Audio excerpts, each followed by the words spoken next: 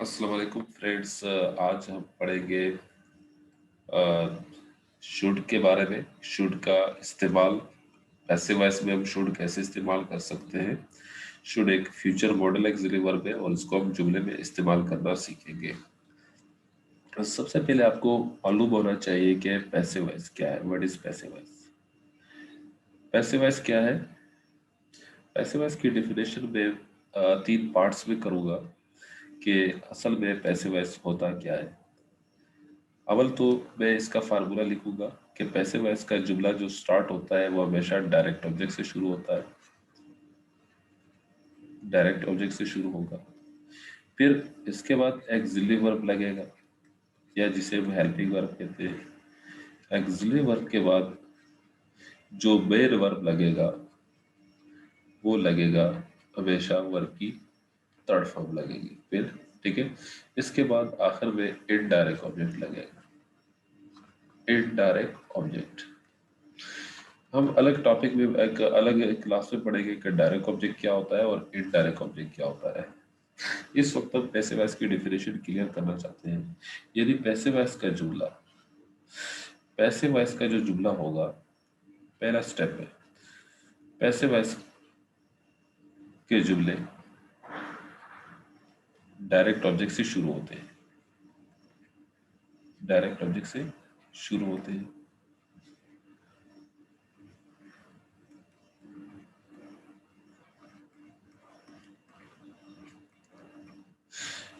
अब इसी पहले स्टेप में मैं आपको दूसरी बात ये बता दूं कि पैसिव वॉइस के जुमले में सब्जेक्ट का होना जरूरी नहीं। का होना जरूरी नहीं। हाँ, जब एजेड पैसिव वॉइस होगा, जब हम एजेड पैसिव वॉइस बनाएंगे तो हम सब्जेक्ट को ऑब्जेक्ट की जगह पर और ऑब्जेक्ट को सब्जेक्ट की जगह पर रखते हैं। लेकिन पैसिव वॉइस के जुमले में सब्जेक्ट का होना जरूरी नहीं। अच्छा, ये तो पहले पहले स्टेप में दो चीजें आ रही है।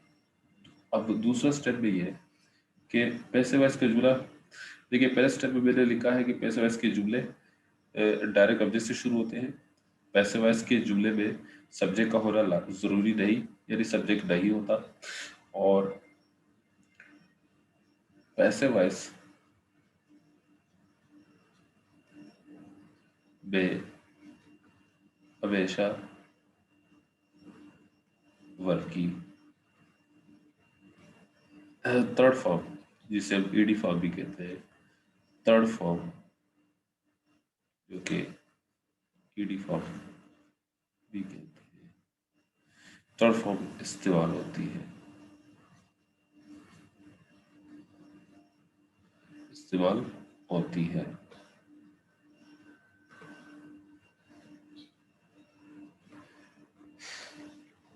थर्ड फॉर्म इस्तेमाल होती है।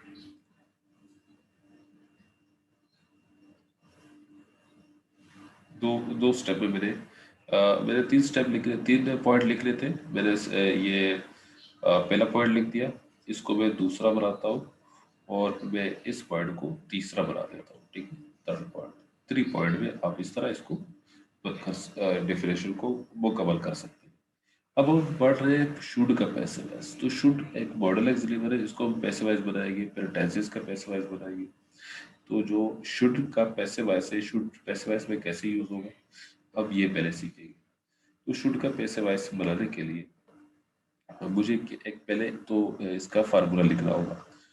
क्या फार्मूला लिखना होगा? डायरेक्ट ऑब्जेक्ट प्लस स्ट्रक्चर लिखना होगा। डायरेक्ट ऑब्जेक्ट के बाद में लगाऊंगा शुड बी प्लस वर्ब की third form plus indirect object.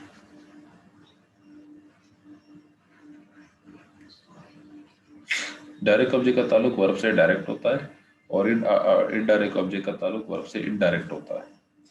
तो मैं एक जुमला लिखता हूँ कि पाकिस्तान में, मैं एक जुमला लिखता हूँ पाकिस्तान में तालीम आम होनी चाहिए।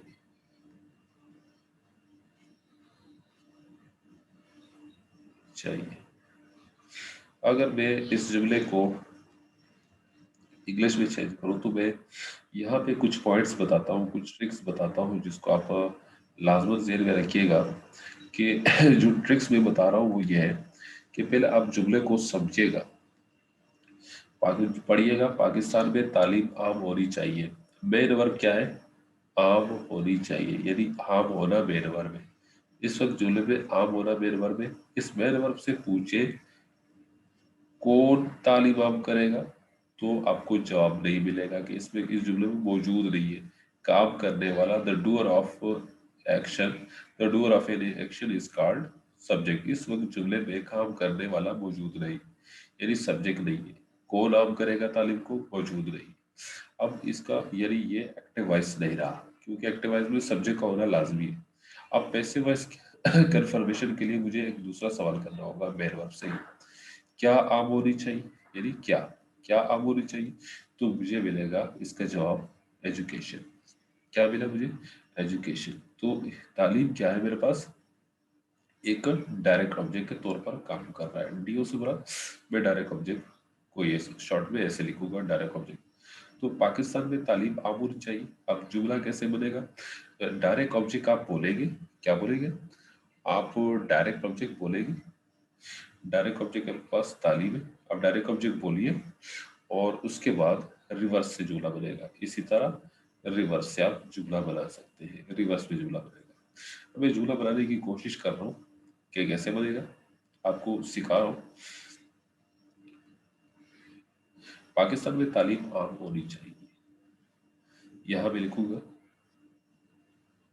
तालीम को क्या कहते हैं? एजुकेशन। डायरेक्ट ऑब्जेक्ट की जगह एजुकेशन आ गया।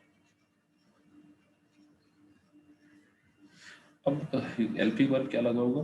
ये हेल्पिंग वर्ब यहाँ पे लगाऊंगा, should be.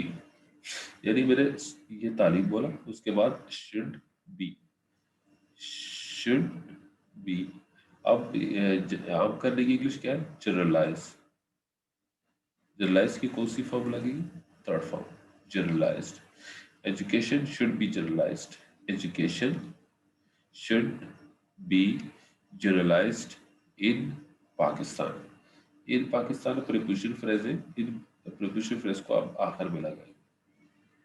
should be generalized in Pakistan. Education should be generalized in Pakistan. Education should be generalized in Pakistan. ये जुमला आपका बना। अब हम एक दो जुमले और बनाते हैं ताकि हमारे मजीद कंसेप्ट शुड के हवाले से शुड का पैसे वाइज में इस्तेमाल करना हमें आ जाए। फर्ज करें मैं एक जुमला बनाता हूँ कि पाकिस्तान में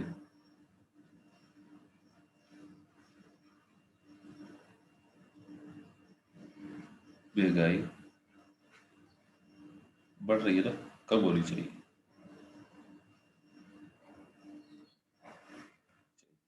या कम की जाए, कम की जाए,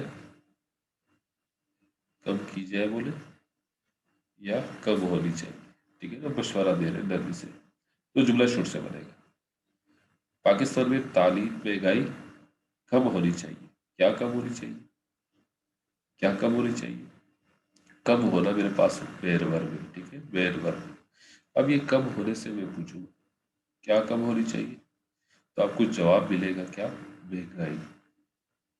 कौन कम करेगा? मौजूद रही, यानी सब्जेक्ट या डूअर ऑफ एक्शन मौजूद रही है। और महंगाई मेरे पास इस वक्त महंगाई क्या है? महंगाई मेरे पास डायरेक्ट ऑब्जेक्ट है। तो जुमला डायरेक्ट ऑब्जेक्ट से शुरू होगा, क्योंकि मैंने ऊपर बताया है, मैंने आपको इसका फार्मूला क्या बताया कि direct object plus should be plus verb की थर्ड फॉर्म प्लस ये डायरेक्ट ऑब्जेक्ट। तो जुमला डायरेक्ट ऑब्जेक्ट शुरू होगा। डायरेक्ट ऑब्जेक्ट मेरे पास इन्फ्लेशन है। क्या है? इन्फ्लेशन। इन्फ्लेशन महंगाई को कहते हैं। Inflation should be reduced in Pakistan. ठीक है। और अगर मैं एक और एक जुमले के एक और एग्जांपल दे देता हूँ। अच्छा, इस जुमले को दोबारा बनाते हैं। Inflation should be reduced in Pakistan आखिर में बोलेंगे प्रीपोजिशन फ्रेज है। अच्छा, इसके बाद एक और जुमला बनाते हैं। जुमला क्या है कि अगर मैं लिखूं हमारे मुल्क में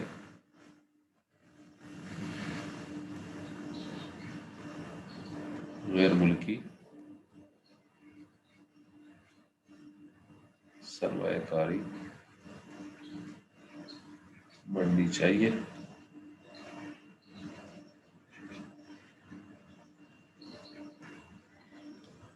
क्या बढ़नी चाहिए? क्या बढ़नी चाहिए? हम मैन वर्ड से पूछेंगे क्या बढ़नी चाहिए, तो जवाब मिलेगा सरमायाकारी। बढ़ाएगा कौन? काम करने वाला, यानी the doer of an action. यानी सब्जेक्ट मौजूद नहीं है कि जो इस सरमायाकारी को बढ़ाए, बढ़ाने वाला नहीं है। काम करने वाला मौजूद नहीं है, सब्जेक्ट मौजूद नहीं है, तो जुमला एक्टिव वॉइस नहीं है। अब पैसिव वॉइस कंफर्मेशन के लिए हम इसी मैन वर्ब से पूछेंगे क्या बढ़नी चाहिए? सरमायाकारी। तो सरमायाकारी हमारे पास डायरेक्ट ऑब्जेक्ट है। अब जुमला हम डायरेक्ट ऑब्जेक्ट से शुरू करेंगे, जैसे कि मैंने ऊपर फार्मूले में सब लिखा है कि direct object should be verb की थर्ड फॉर्म इनडायरेक्ट ऑब्जेक्ट। अब जुमला में बनाने की कोशिश कर रहा हूँ। इन्वेस्टमेंट, इन्वेस्टमेंट कहते हैं सरमायाकारी को, लेकिन क्या बढ़नी चाहिए? गैर मुल्की सरमायाकारी। तो ये मेरे पास पूरा डायरेक्ट ऑब्जेक्ट हो जाएगा, गैर मुल्की सरमायाकारी। ठीक है, अब इंग्लिश में कैसे बोलेंगे? Foreign investment, foreign investment should be. अब बढ़ने की इंग्लिश क्या है? इनहेंस्ड या increased. Should be enhanced, enhanced. दोबारा वाज़ेह तौर पर लिख लेता हूँ। Should be enhanced, enhanced in our country, in our country. क्या मैंने बोला? Foreign investment, foreign investment, foreign investment should be enhanced in our country. तो ये हमारे पास जुमला है। हम डायरेक्ट ऑब्जेक्ट बोलेंगे, बाकी जुमला हम रिवर्स से बनाएंगे, तो हमारा ये जुमला बन जाएगा। तो इसी तरह आप मजीद प्रैक्टिस कर सकते हैं, शुड को पैसिव वॉइस में यूज कर सकते हैं, बहुत सारे जुमले बना सकते हैं। लेकिन सबसे पहले आप पैसिव वॉइस को एक्टिव वॉइस, यानी एक्टिव वॉइस और पैसिव वॉइस की डेफिनेशन समझिएगा कि एक्टिव वॉइस और पैसिव वॉइस की असल में डेफिनेशन क्या है, और हम एक्टिव वॉइस और पैसिव वॉइस को क्या समझ रहे हैं। क्या हम सिर्फ एजेंट पैसिव वॉइस पढ़ रहे हैं? एजेंट पैसिव वॉइस कौन सा होता है? जैसे आप स्कूल वगैरह में पढ़ते हो, एजेंट पैसिव वॉइस जिनको टीचर्स ज्यादातर आपको बता रहे होते हैं, वो जो पैसिव वॉइस होता है वो एजेंट पैसिव वॉइस होता है। कि अगर हम कहें कि computer is, computer is operated by a student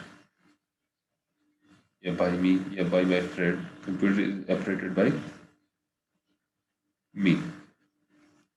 तो ये by me, computer is operated by me, तो by me ये क्या है? एजेंट पैसिव वॉइस है। क्या है ये? एजेंट है। मी जो है ना एजेंट है, तो ये पूरा passive voice agent passive voice कहलाता है। ठीक है ना, क्योंकि इसमें सब्जेक्ट को हमने कसदन एजेंट बनाया हुआ है। तो इसको आप एक्टिव वॉइस में बोले कि I operate computer, I operate computer.